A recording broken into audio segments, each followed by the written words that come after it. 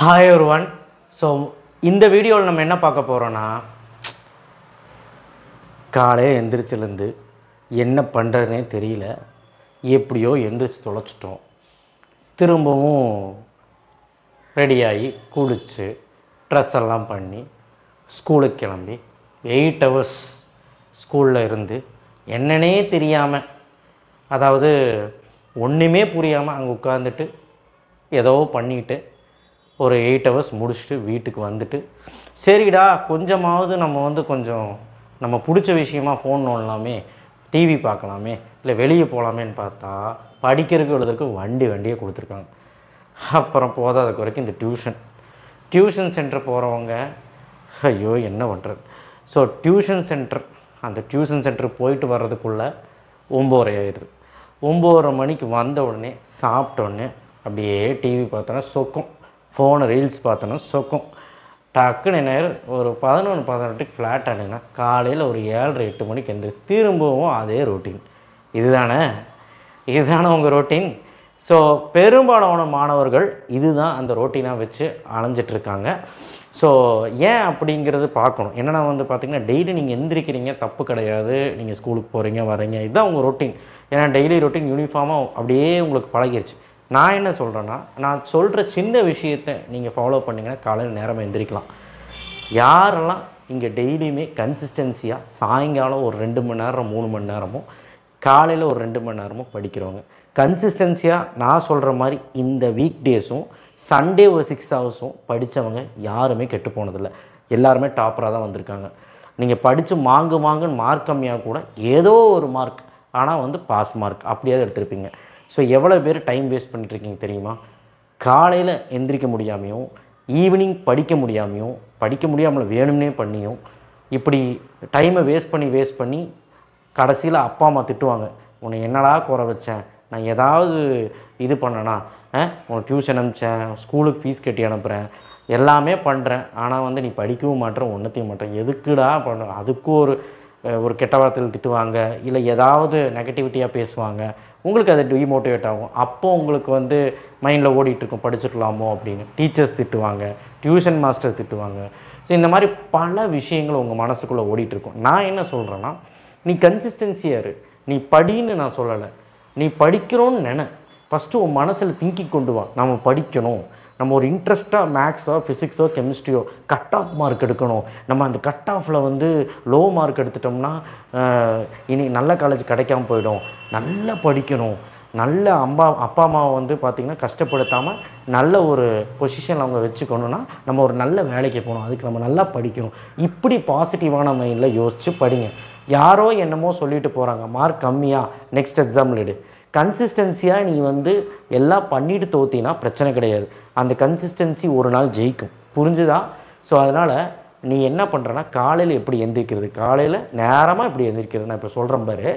நீ என்ன பண்ணுறன்னா, ஈவினிங் வந்த உடனே எழுதுறதுக்கு இருக்கா படிக்கிறதுக்கு இருக்கா எல்லாமே ஒரு ஷெடியூல் போட்டுரு. அதாவது ஒரு பார்த்து வச்சிரு. உனக்கு எழுதுறதுக்கு இருக்குன்னா ஃபஸ்ட்டு நீ வீட்டில் இருக்கிறவனா இருந்தால் எழுத ஆரம்பிச்சிரு. படித்தாலும் சரி இல்லை படிச்சுட்டு எழுதினாலும் சரி.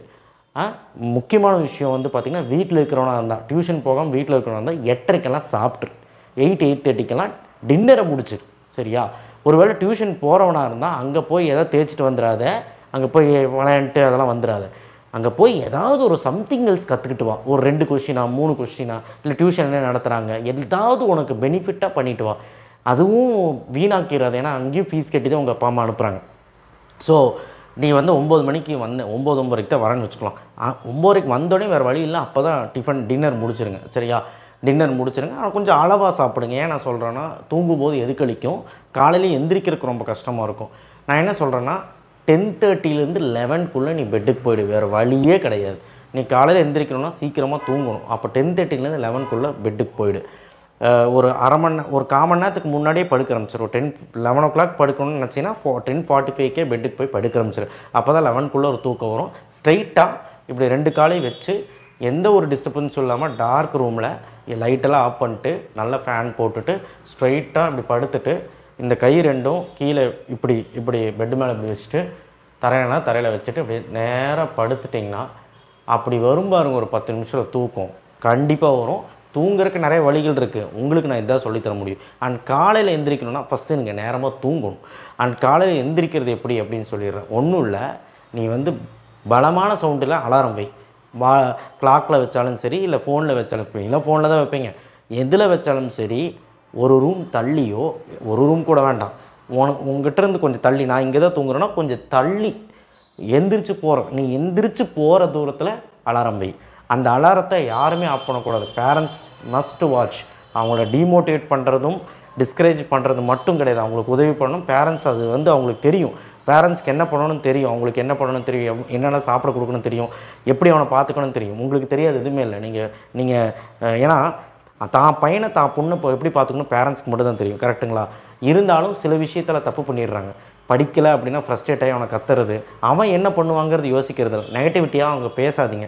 ஸோ முடிஞ்ச அளவுக்கு அவன் 7 மார்க் எடுத்துகிட்டு வரானா, அடுத்த சாமி ஒரு 20 மார்க் எடுத்துகிட்டு வாடா அப்படின்னு மோட்டிவ் பண்ணுங்க. தவிர மார்க் ரொம்ப கம்மியாயிடுச்சுன்னு மற்றவங்க கூட கம்பேர் பண்ணாதீங்க. ஏன் பண்ணிங்கன்னா அவனுக்கு வந்து அதுவே ஒரு மைண்டு அப்செப்ஷன் ஆகி ரொம்ப டென்ஷன் ஆகி அவன் படிக்க மாட்டான். அடுத்த எக்ஸாமில் மார்க் வரும்னு நினைக்காதீங்க, ரொம்ப கம்மி தான் ஆகும். அதனால் டிமோட்டிவேட் பண்ணாதீங்க. அவனை வந்து முடிஞ்ச அளவுக்கு தட்டி கொடுத்து கொண்டு வாங்க, சரிங்களா? அதேமாதிரி ஸ்டூடெண்ட்ஸ் நீங்களும் காலையில் வந்து அந்த மாதிரி நீங்கள் தள்ளி வச்சுட்டிங்கன்னா, அலாரத்துக்கு பக்கத்தில் வாட்டர் பாட்டில் வச்சுக்கோங்க. வாட்டர் பாட்டில் இல்லை ஒரு டம்ளர் தண்ணி மூடி வச்சுருக்கோம், இல்லை செம்பில் தண்ணி மூடி வச்சுக்கோங்க. எதுக்கெல்லாம் எந்திரிச்சுன்னா அங்கே போயிட்டு அப்படியே அந்த கிளாக்கை அமுத்திட்டு, ஐ மீன் ஃபோனில் இருக்கிற அந்த அலாரத்தை கிளிக் பண்ணிவிட்டு கிட்ட இருக்க தண்ணியை வந்து எடுத்து ஒரு வாய் குடிச்சின்னா, ஒரு அரை சொம்பு இல்லைனா வந்து பார்த்திங்கன்னா ஒரு மினிமம் இந்த ஒரு கிளாஸ் வர மாதிரி நீ குடிச்சிட்டிங்கன்னா உனக்கு டக்குன்னு அப்போவே தூக்கம் போயிடும். ஒரு மாதிரி சோம்பலாக தான் இருக்கும். முடிஞ்ச அளவுக்கு ஒரு 5லேருந்து 10 நிமிஷம் எதாவது வார்ம் அப் பண்ண ட்ரை பண்ணும். வார்ம் அப்னா பிளாங்க் பண்ணுறது, இல்லை ஏதாவது எக்ஸசைஸ் பண்ணுறது, ஏதாவது மெடிடேஷன் பண்ணுறது, அந்த மாதிரி ஏதாவது ஒன்று பண்ணு. அதுக்கப்புறம் படிக்க உட்காரு. நான் சொல்கிறது 4:50க்கெல்லாம் அலாரம் வை, அப்போ தான் நீ 5 o'clock எழுந்திரிப்பேன். நான் என்ன சொல்கிறேன்னா 4:45 வச்சாதான் நீ வந்து 5 o'clock எல்லாம் ரெடி ஆகி 5:05க்காவது 5:10க்காவது படிக்க ஆரம்பிப்பேன். 5:10க்கு படிக்க ஆரம்பித்தா கூட 7 முடி நமக்கு டைம் இருக்குது, 2 மணி நேரம் படிக்கலாம். ஸோ அதனால் தயவுசெய்து இந்த ஒரு விஷயத்தை நீங்கள் நாளையிலேருந்து பண்ணி பாருங்கள். ஏன் இன்னிலேருந்தே பண்ணி பாருங்கள், உங்களால் முடியும். நான் சொன்ன மாதிரி தண்ணியும் அலாரமும் அங்கே வச்சுருங்க. கண்டிப்பாக நாளைக்கு காலையில் என்ன படிக்க போகிறேங்கிறது நைட்டே முடிவு பண்ணி வச்சுருங்க. நாளைக்கு காலையில் இதுதான் படிக்க போகிறேன். காலையில் உட்காந்து இப்படியே பார்த்துட்ருக்கூடாது என்ன படிக்கணும். காலையில் ஏதாவது ஸ்கூல் டெஸ்ட் இருக்கும், ஏதாவது ஸ்கூலுக்கு படிக்கணுன்னு இருக்கும், இல்லை ஸ்கூல் ஹோம் ஒர்க் இருக்கும், இல்லை ரெக்கார்டு ஒர்க் இருக்கும். என்ன பண்ண போகிறேங்கிறது நீ வந்து நைட்டே தூங்குறதுக்கு முன்னாடி ஒரு 1/2 hour முன்னாடி என்னங்கிறது பிளான் பண்ணிட்டு பண்ணிடு.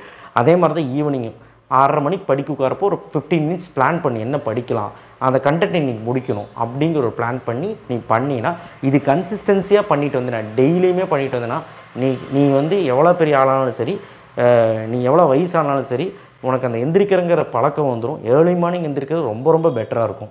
ஸோ கண்டிப்பாக சீக்கிரமாக எந்திரிச்சு உங்கள் வாழ்க்கையை காப்பாற்றிக்கோங்க. ஏன்னா உங்களுக்கு முன்னாடி இல்லை, உங்களுக்கு பின்னாடி இருந்து முன்னாடி நிறைய பேர் ஓடிக்கிட்டு இருக்காங்க. உங்களுக்கு முன்னாடி நிறைய பேர் இருக்காங்க, உங்களுக்கு பின்னாடியும் நிறைய பேர் இருக்காங்க. பின்னாடி இருக்கவங்க உங்களை தாண்டி போயிடுவாங்க. ஏன்னா அப்படி தான் இருக்குது உலகம். உங்களை எப்படிரா பீட் பண்ணலான்னு யோசிச்சுட்ருக்காங்க. ஸோ இதை மனசில் வச்சுக்கிட்டு ஒழுக்கமாக படிங்க. ஏன்னா ஒவ்வொரு நேரமும் ஒவ்வொரு டைமும் ரொம்ப முக்கியம். கோட்டேலி மட்டும் முக்கியம் இல்லை, ஹாஃப் ஏலி, கோட்டேலி, மிட்டம், அதுக்கப்புறம் பப்ளிக் எக்ஸாம். நீங்கள் ஃபஸ்ட்டு இப்போ எல்லாம் ரெடி ஆனால் தான் உங்களோட பப்ளிக் எக்ஸாமுக்கு நல்லா பர்ஃபார்ம் பண்ண முடியும்.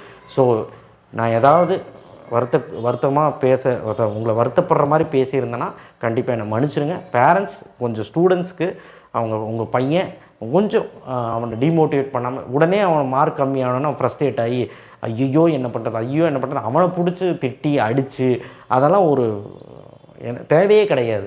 அவன் என்ன பண்ணுவான் தெரியுங்களா, நீங்கள் என்ன திட்டினாலும் என்ன அடித்தாலும் அவன் கேட்க மாட்டான். அவன் போய் சங்கடப்பட்டு அழுதுட்டு இருப்பான். என்னென்னா அப்படின்னு சொல்லிட்டு போயிட்டே இருப்பான், தவிர அது கேட்க மாட்டான். அவனுக்கு புரிகிற மாதிரி சொல்லி பாருங்கள். சொல்லி கேட்கலையா அன்பாக சொல்லுங்கள், தட்டி கொடுங்க, அவனை மோட்டிவேட் பண்ணுங்கள். அவனை காலையில் எந்திரிக்க வைங்க. எந்திரிக்க வச்சு புஷ் பண்ண முடியலன்னா அவனை எப்படி எந்திரிக்க வைக்கணும்னு சொல்லி கொடுங்க. நைட்டு சீக்கிரம் தூங்க சொல்லுங்கள், மொபைல் நோண்ட வேண்டாம்னு சொல்லுங்கள். கொஞ்சம் அதெல்லாம் புஷ் பண்ணுங்க. ரொம்பவும் தொந்தரவு பண்ண வேண்டாம். ஏன்னா ரொம்பவும் அவனை தொந்தரவு பண்ணாங்கன்னா அவங்களுக்கு ரொம்பவும் என்ன யோசிக்க ஆரம்பிச்சிடும், ஏன் அப்பா அம்மா இப்படி பண்ணுறாங்க, அவன் மெச்சூரிட்டி இப்போ வந்திருக்காது. 17 ஆனாலும் மெச்சூரிட்டி வந்திருக்காது. அது அப்படி தான் அவன் இருப்பான். ஸோ அது 10th 11th சொல்லவே வேண்டாம். 12th 17 ஆனாலும் அந்த மெச்சூரிட்டி வந்திருக்காது. அவன் பண்ணுறதான் கரெக்டுன்னு நினைப்பான். ஸோ தயவுசெய்து இந்த விஷயத்தை புரிஞ்சுக்கிட்டு parents and students and parents கொஞ்சம் ஒத்துழைங்க ஸ்டூடெண்ட்ஸ் கூட. எனக்கு குழந்தைங்க, நம்ம குழந்தைங்க, அவன் என்ன தப்பு பண்ணால் நம்ம தான் மாற்றிக்கணும், நம்மளே தப்பு பண்ணிடக்கூடாதுன்னு நான் நினைக்கிறேன். ஸோ இந்த வீடியோவை எல்லாத்துக்கும் ஷேர் பண்ணுங்கள் முடிஞ்ச அளவுக்கு. நான் என்ன சொல்கிறேன்னா, நீ காலையில் நல்லா எந்திரிச்சு படிக்கணும் அப்படிங்கிறது இந்த வீடியோவோட மோட்டிவே. அதுக்கு தான் போட்டேன். அண்ட் ஈவினிங்குமே எப்படியாவது பல்ல கடிச்சிட்டு ஒரு 4 நாள் இந்த கன்சிஸ்டன்சியை இந்த இதை ஃபாலோ பண்ணிட்டு வந்தீங்கன்னா அப்படியே நீ ஃபாலோ பண்ணிவிடுவேன். ரெகுலராக ஃபாலோ பண்ணிடுவேன். மாஸ் ஆயிடலாம். ஓகேவா? தேங்க்யூ. ஷேர் பண்ணுங்கள், சப்ஸ்கிரைப் பண்ணுங்கள். கண்டிப்பாக வாட்ஸ்அப் சேனல் லிங்க்கில் வந்து ஜாயின் பண்ணுங்கள், லைக் பண்ணுங்கள், எல்லாத்துக்குமே அதை அனுப்புங்க. இது நிறைய பேருக்கு போய் சேரட்டும். ஏன்னா நிறைய பேர் வந்து டைமை வேஸ்ட் பண்ணிவிட்டு ஃபோனில் டைமை ஸ்பெண்ட் பண்ணிவிட்டு வேற ஒரு உலகத்தில் இருக்கிறான். என்னன்னே தெரியாமல் அதை பற்றி ஒரு வீடியோ போடுறேன்.